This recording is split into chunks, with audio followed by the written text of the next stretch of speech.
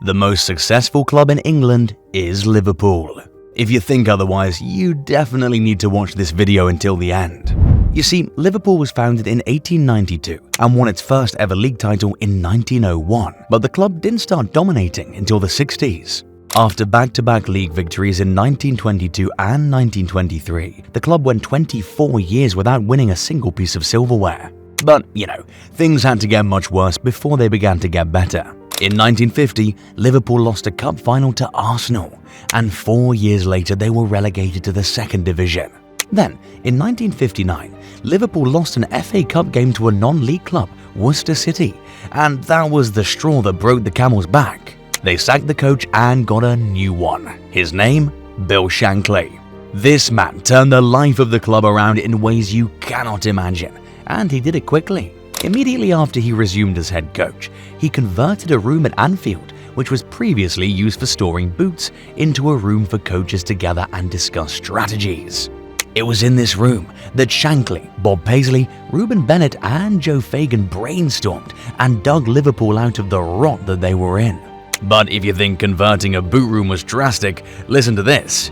Not long after he joined, Shankly released 24 players. 24! You just know you were dealing with a madman from the jump.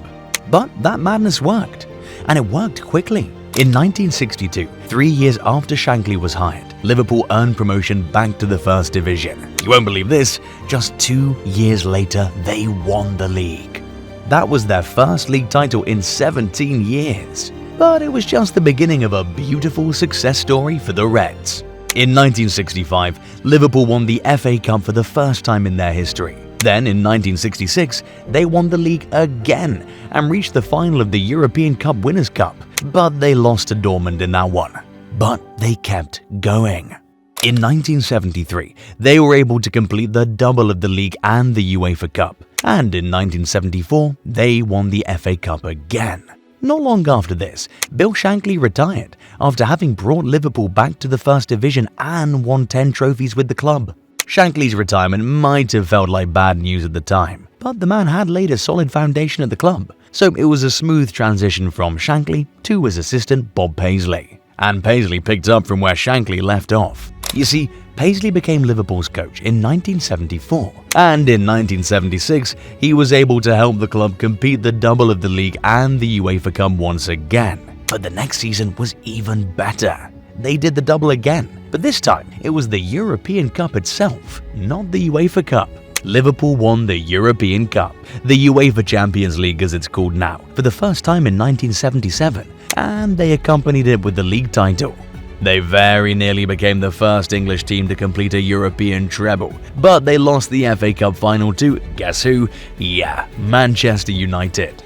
But things continued positively for Liverpool despite that. They successfully defended the European Cup in 1978, becoming the first team from the UK to both win multiple and back-to-back European Cups. Then in 1979, they won the league again, and in 1981, they won the European Cup yet again. This made Paisley the first manager to ever win the European Cup 3 times. He would end up retiring in 1983 after 9 years as head coach of Liverpool and 20 trophies won, including 6 league titles and 3 European Cups. This means he's still the most successful Liverpool manager to date. Yes, even more successful than Jurgen Klopp.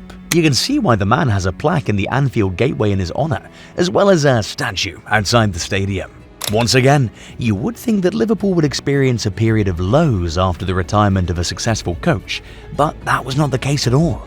Joe Fagan, Paisley's assistant and one of the boys from the boot room, took over as head coach of Liverpool in 1983. And guess what? He won the league, European Cup and the League Cup in his very first year. This made Liverpool the first club to win 3 trophies in a single season. But since they didn't win the FA Cup, it didn't officially count as a European treble. But it was an unbelievable start for the new coach nonetheless. With that European Cup success, which was their 4th, Liverpool established themselves as the most successful English team in Europe, and they became the 2nd most successful club in European Cup history, behind only Real Madrid. They came close to making it 5 European Cups the very next season, but they lost the final to Juventus. But there was something even more consequential than the result for Liverpool that day. Before kickoff, Liverpool fans charged at the Juventus fans, breaching the separating fence in the process. This caused a wall to collapse, and that ended up killing 39 fans. This incident was named the Heysel Stadium disaster. Because of this, UEFA banned English clubs from participating in European competitions for 5 years, but Liverpool themselves got slapped with a 10-year ban, which was later reduced to 6. But before that infamous final, Fagan had already announced that he would be retiring, so Kenny Dalglish took over as player manager in 1985. Since they could not compete in Europe, Dalglish made sure to continue Liverpool's dominance in England. With him in charge, Liverpool won 3 league titles and 2 FA Cups. This included a domestic double in his first season as player manager. Now, Liverpool also won the FA Cup in 1989, but that was overshadowed by the Hillsborough disaster, which saw hundreds of Liverpool fans crushed against perimeter fencing in the semi-final against Nottingham Forest. It was an extremely sad and dark day in the history of Liverpool and English football as a whole. 94 fans lost their lives in that tragedy, but that number would continue to rise. 4 days later, the 95th victim passed away in the hospital, and the number rose to 96 4 years later. In 2021, another victim of the disaster passed away as a result of the injuries he sustained at Hillsborough in 1989. So, in total, that horrific tragedy claimed the lives of 97 people. That disaster forced the UK government to review stadium safety in the country, and a lot of work was done to ensure that such a tragedy never occurred again. That season ended on a rather sad note, with Liverpool losing the league in the tightest ever race in the history of English football. You think the battle between Man United and Man City in 2012 was tight? Check this out. After the last game of the season, Liverpool and Arsenal looked like twins on the league table. They were both tied on points, goal difference, games won, games drawn, and games lost. So, it meant that the title was decided on goals scored. And that was how Arsenal took the league title from Liverpool. But it's perhaps even more heartbreaking because Liverpool was so close to winning it on goal difference on the last day. But Arsenal scored in the very last minute of the season, and that was enough to equal the goal difference with Liverpool, and then take the title on goals scored. 2 years later, Dalglish resigned, giving the Hillsborough disaster and its repercussions as the reason for his decision. Then, Graham Souness, who'd played for the club between 1978 and 1984, took over as head coach, but it was not a very successful spell. One could say that this was when Liverpool began to slump. Souness won the FA Cup in 1992, but he finished 6th on the Premier League table on 2 different occasions, and that led to him being sacked in 1994. Roy Evans took over from him and won the League Cup in 1995, but he still couldn't win the league. The best he could do was 3rd place in 1996 and 1998. In 1998, Evans resigned and Gérard Houllier took over. Houllier led Liverpool to the treble of the FA Cup, League Cup and UEFA Cup in 2001, ending a 6-year trophy drought. In the FA Cup final that year, Liverpool came from behind to beat Arsenal 2-1, thanks to a brace by Michael Owen. That year, Owen won the Ballon d'Or, becoming the last Englishman to win the award to date and the first in 22 years. He also became the first, and to date, the only Liverpool player to ever win the Ballon d'Or. Anyway, in 2004, Rafa Benitez was hired to replace Houllier, and it didn't take long for him to win the hearts of the fans. He finished 5th in the Premier League table that season, but it didn't matter, because he helped the club win the UEFA Champions League most dramatically. That was the famous miracle of Istanbul. Liverpool were 3 goals down in the first half against Carlo Ancelotti's AC Milan, but they managed to mount an unbelievable comeback in the second half, and then went on to win the game and the trophy on penalties. That ended Liverpool's 21-year wait for a Champions League trophy, and it further established them as the most successful English club in the competition, and the 3rd most successful of all time, behind only Real Madrid and AC Milan. Liverpool would reach the final again in 2007 against the same opponents, but Milan exerted their revenge on the Reds by winning that one. Benitez's stint as Liverpool boss was hugely successful.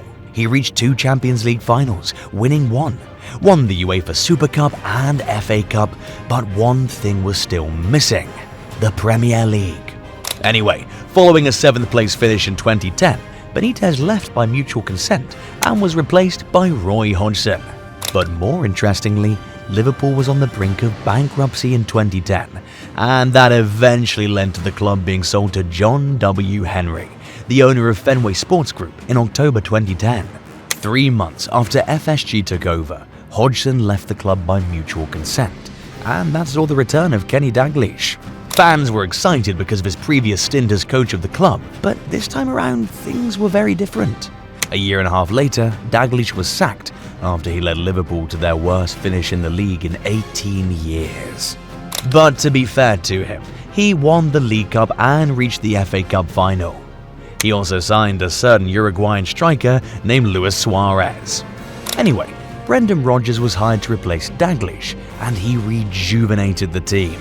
He mounted a title charge in the 2013-14 season, and in fact, they would have won the title that year if not for the infamous slip from Gerrard in the game against Chelsea, which caused them to miss out on the trophy by just 2 points.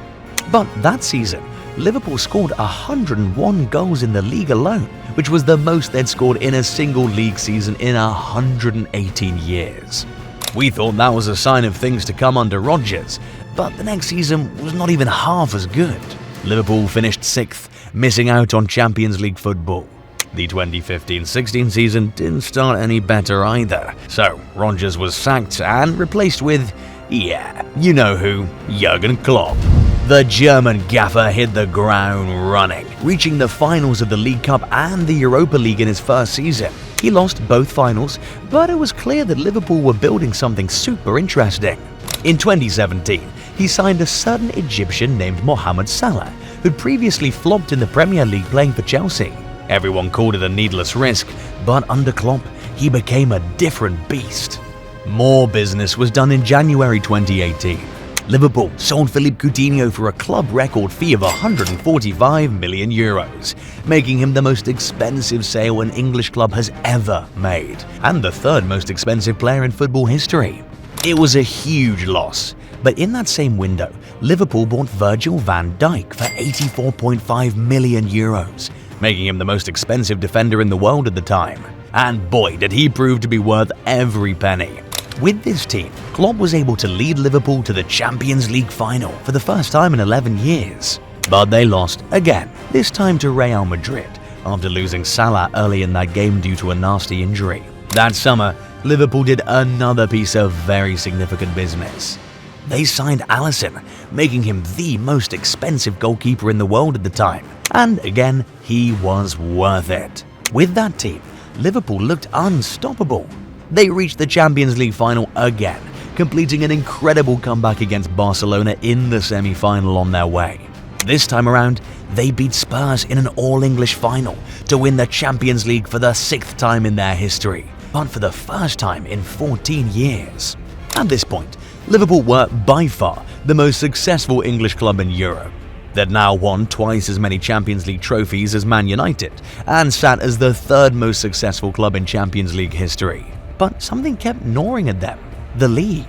They'd not won the Premier League since it was founded in 1992. They did their best to win it in 2019, but despite finishing with a club record 97 points and losing only 1 game all season, they ended up missing out on the title by just 1 point. Damn! They were distraught, but that only motivated them to come back even stronger. From missing out on the league by just 1 point in 2019, Liverpool went on to dominate the Premier League most crazily the following year. See, they didn't just win the Premier League in 2020, they won it by 18 points and in record-breaking fashion too. The 99 points they amassed that season is still a club record. They also won the league with 7 games to go, which is the earliest the Premier League has ever been won. And they won a joint record 32 league games that season. It was total domination. It was their first league title in 30 years, and it was truly special. Liverpool would come close to winning the Premier League again in 2022, but they missed out by just 1 point again. That season was heartbreaking all round because the Reds were on course for a quadruple. They did win the League Cup and the FA Cup, but they lost the Champions League final to Real Madrid again and lost the league on the last day by 1 point, again to Manchester City. Then, in January 2024, Jurgen Klopp hit everyone with a dagger when he announced he would be leaving Liverpool at the end of the season. He signed off with the League Cup and was given a very emotional farewell in his last game at Anfield. The German coach was replaced by Arne Slot in the summer. Jurgen Klopp signed off as one of the most loved and most successful managers in Liverpool's history, winning 8 trophies in 8 full seasons at the club. And with Klopp's tenure at Liverpool, context is always very important, because if things had gone just a little differently, he could have ended with 3 Premier League titles instead of 1, and 3 Champions Leagues instead of 1. But no need for ifs or maybes with Liverpool. With the trophies they won, Liverpool are easily the most successful club in the history of English football. They've won the most Champions Leagues and League Cups in English football history, and are only 1 behind Man United for most league titles won. In total, Liverpool have won 69 major trophies. That's one more than the second most successful team in England, Manchester United. But now, we're entering a new era in the history of this football club. Do you think Liverpool's dominance of English football will continue under Arne Slot? Tell us in the comments, and as always, hit the like button if you enjoyed the video.